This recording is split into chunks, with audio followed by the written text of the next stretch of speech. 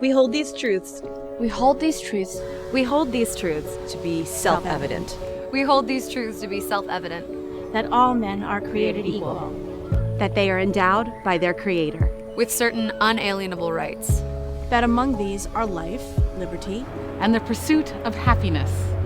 That to secure these rights, governments are instituted among men, deriving their just powers from the consent of the governed. That whenever any form of government becomes destructive of these ends, it is the right of the people to alter or to abolish it, and to institute a new government, laying its foundation on such principles and organizing its powers in such form as to them may seem most likely to affect their safety and happiness.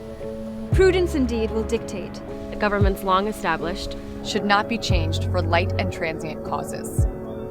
And accordingly, all experience hath shown that mankind are more disposed to suffer, while evils are sufferable, than to right themselves by abolishing the forms to which they are accustomed. But when a long train of abuses and usurpations, pursuing invariably the same object, evinces a design to reduce them under absolute despotism. It is their right, it is their duty, to throw off such government, and to provide new guards for their future security. Such has been the patient sufferance of these colonies. And such is now the necessity which constrains them to alter their former systems of government. The history of the present King of Great Britain is a history of repeated injuries and usurpations, all having in direct object the establishment of an absolute tyranny over these states. To prove this, let facts be submitted to a candid world.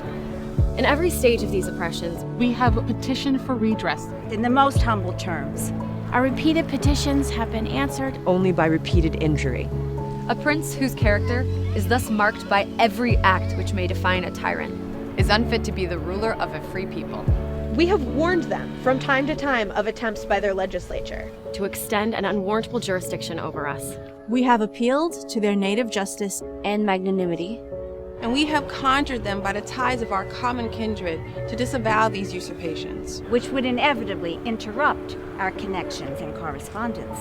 They too have been deaf to the voice of justice and of consanguinity.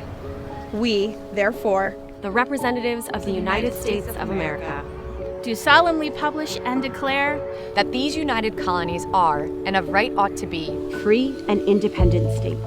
And for the support of this declaration, with a firm reliance on the protection of divine providence, we mutually pledge to each other our lives, our